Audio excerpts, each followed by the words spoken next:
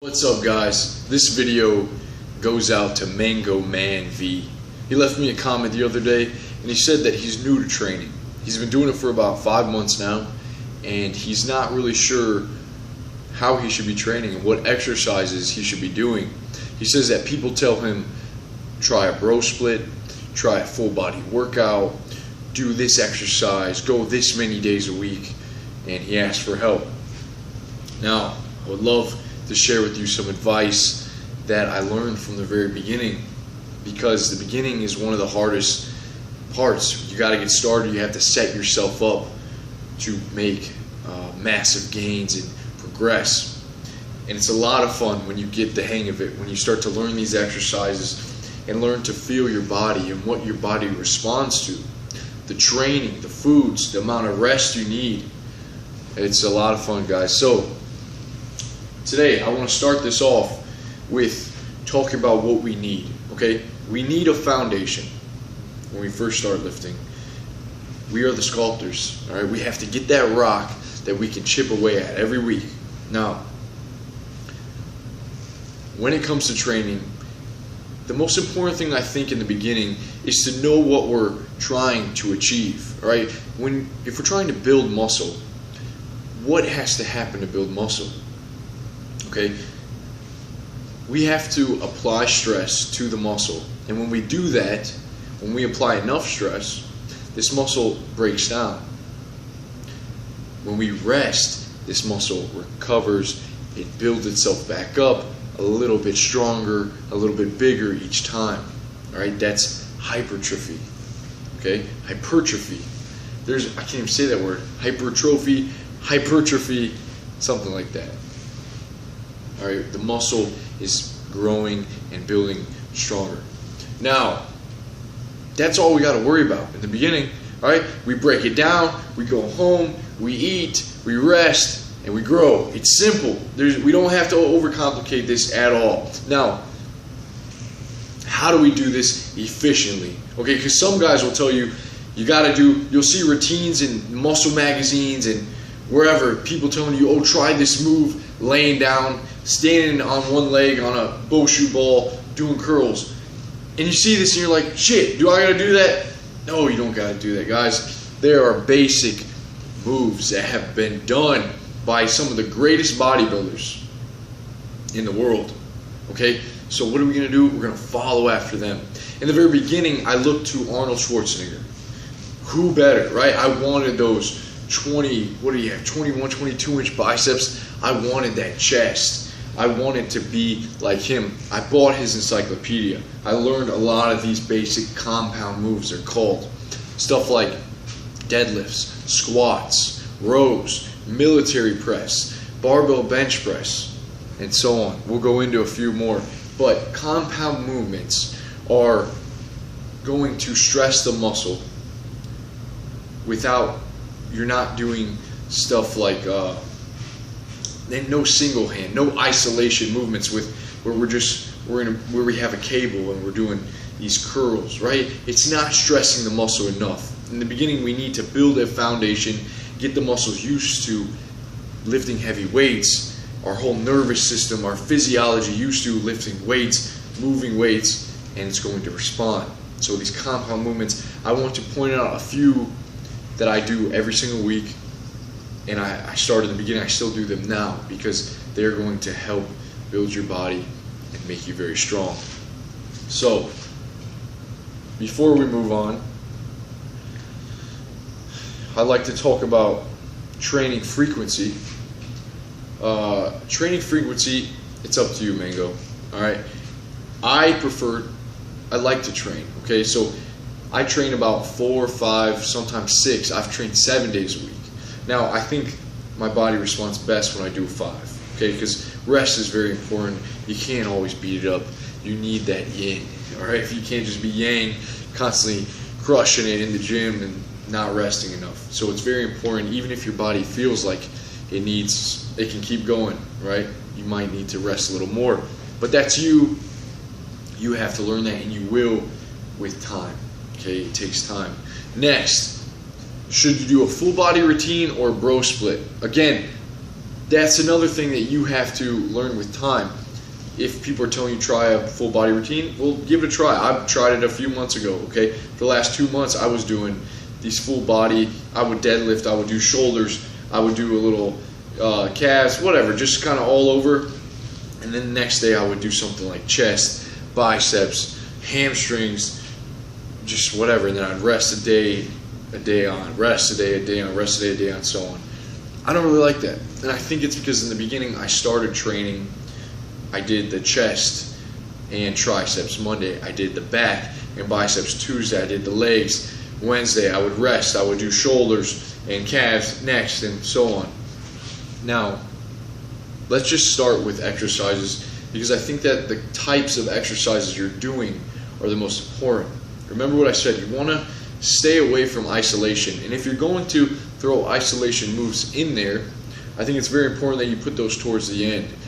Things like, let's look at dumbbell flies. Well, that's a great one. But cable crossovers, stuff like cable curls or tricep pushdowns with a cable, or quad extensions, okay? Seated leg extensions, stuff like leg curls, stuff like, I don't know, I don't even know any isolation, I don't do them. But side laterals, okay? Stuff like this where we're not really moving a lot of weight. We're just kind of focusing. Those are meant to target in on that muscle. Remember, we're the sculptors, so those will come, but they have their place. For now, we need a foundation that we can work on. So let's start. For Monday, I'm just going to, well, I'm not even going to say the day. I'm just going to say chest, all right? Some of my favorite moves for chest would be, and I alternate between, and for years, flat barbell bench press or incline barbell bench press. One chest workout, I will do incline barbell bench press, and the next I will do flat, okay?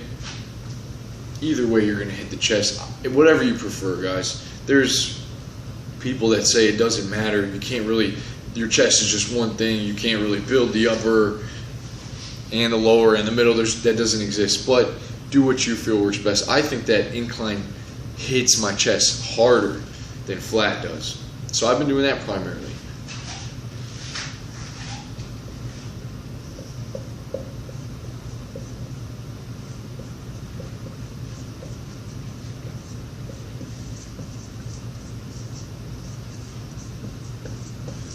If you look at Arnold's old routine, you actually see that he would start with with a lot of times incline or flat, and then he would move on to dips and then flies and then overhead pullovers. He believed strongly in these two exercises, and he had the chest to prove it. Next, you cannot go wrong with dips, and if you want, you can even start your chest workouts with dips. Dips are very important, and they're going to build you some massive triceps along. A key here, while doing dips, you want to flare the elbows out so that you're hitting the chest. Okay, it's going to hit the outside and down here. You flare them. When you tuck them in, you're doing more tricep. You also want to keep the chin tucked down and lean forward. Okay, it should look something like this. Now, you need three. Just think about, for these bigger muscles, 3-4 exercises. You can get away with doing less. Right? Really stress that muscle. I'm doing about 4 sets for each exercise. All right. Next, I like something like flies, or you could finish with something like push-ups. All right. We're just building the foundation. This is going to teach our muscles the different motions and how to lift with proper technique. So,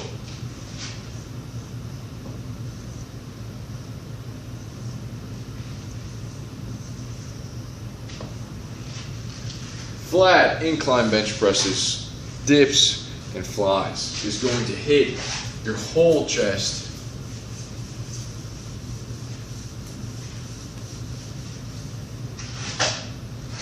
And we all want a nice chest. All right, it's our armor, our breastplate. It is a sign of alpha, a sign of confidence when a man has a strong chest. Next, let's move on to back. We're going to do the big ones first. Back. When I was younger, 18, 19, I was deadlifting 5 plates on each side. I thought I was the king. There's a sense of like power lifting this weight off the ground, holding it. It's like you're ripping a tree out of the ground. But it's very important that you work your way up slowly and that you learn proper form. Deadlifts are amazing for adding mass onto the back, for making your grip improve, everything. It's great for your posture, it's great for your glutes, your quads. It is a great movement, but make sure that you take the time to learn it correctly. Also, I will state that I do not do a reverse grip. I hate doing this, and I think it kind of messed my shoulder up in the beginning because it pulls this one down sort of and this one forward. No, I just do an overhand like this. Even when I'm doing heavy, I don't care if I can't hold it, well, then I'm not switching like this. I feel like my bicep has more, is more likely to be torn that way. So deadlifts. Deadlifting.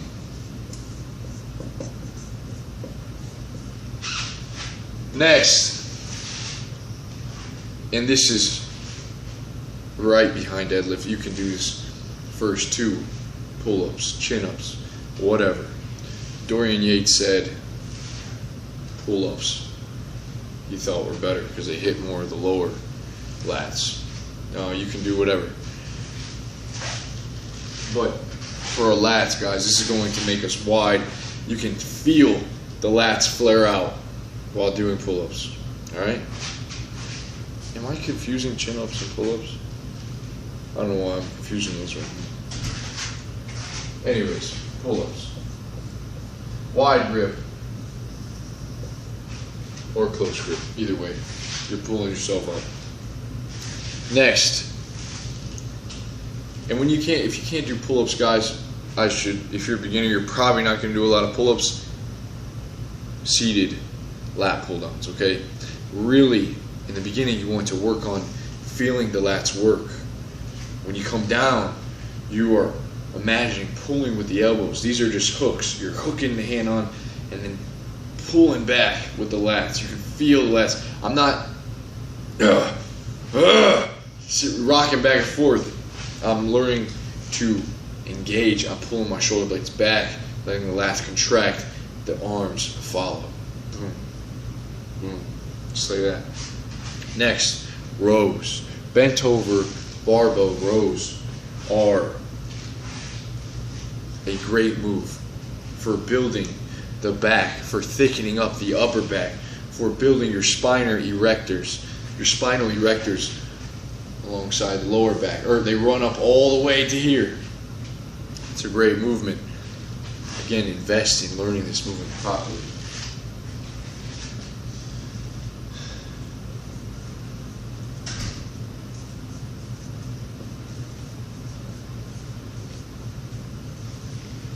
So we have deadlifts, pull-ups, and bent over barbell rows. You know, once you train for a couple months, for a year, well, a couple months, you can get into stuff like one-arm dumbbell rows. You can do stuff like seated cable rows or old school T-bar. But for now, stick to these 3 basics, guys. I like to deadlift first, row second, and then do pull-ups until failure, sets until failure, or until I get to 50 at the very end. And I've noticed great progress from that. Next, let's move on to biceps. Actually, I said we're doing big muscles. Let's do legs. Alright, legs. What do we got to do for legs? You already know. Alright, squats. Why do we want to do squats? Because squats are great for our body, and I'm guilty of not squatting enough. I've been trying to make an effort. I want to squat 2 or 3 times a week. You will feel so alpha after squatting. Forcing yourself down into a hole and then coming up. You're going to feel wonderful. And it really forces you to stay supple. Alright, you have to constantly stretch throughout the week so that you can sit all the way down there in that hole and You don't want your knees going too far over your toes. You don't want to have too much of a wink at the bottom. We got to keep our hamstrings loose. But the squat stretches the whole body. The squat is really going to help us. Same thing with deadlifts, to develop this foundation, to give us this rock that we can chip away at. Next we can do stuff. It's kind of whatever here. I like lunges. I think lunges are great. They're great for stretching out your hips, for giving you good posture.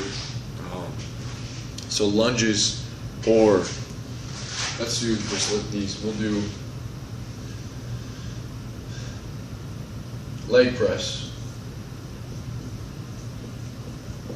and lunges.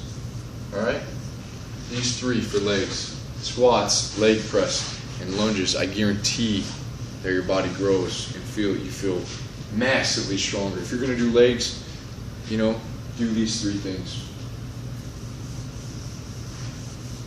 Now remember, all these exercises, if you do these three exercises in your workout, you can get this done in like 40 minutes, man.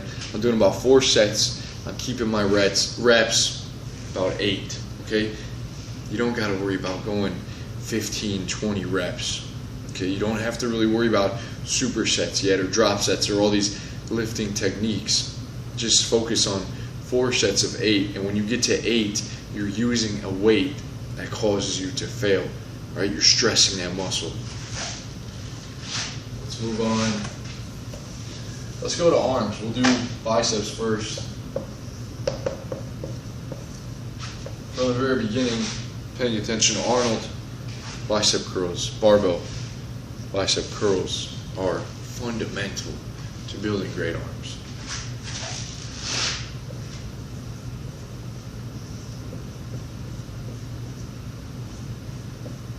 Standing barbell curl.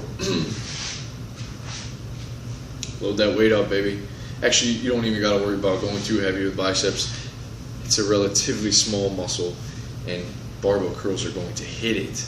All right, the short head, the long head, is going to tear that thing up. Next, Arnold's workout was probably my favorite here. He did preacher curl.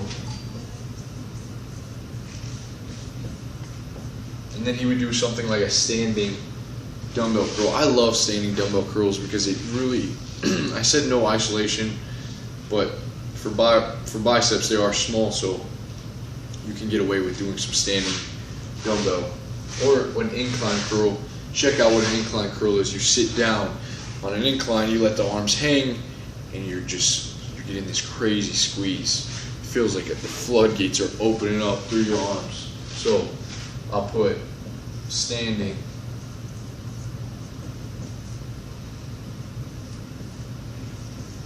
curl or incline curl.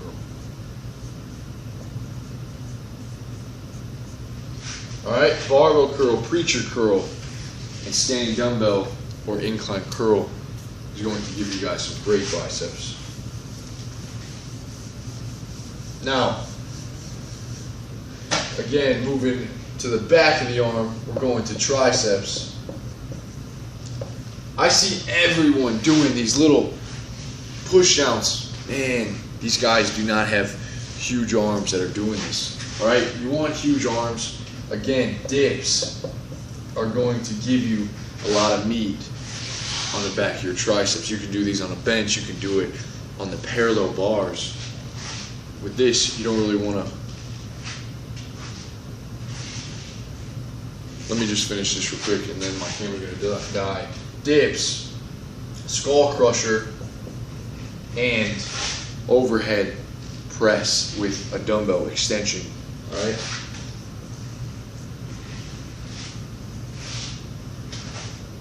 I'll finish this up soon, guys. It'll be in the description. Camera's going to die.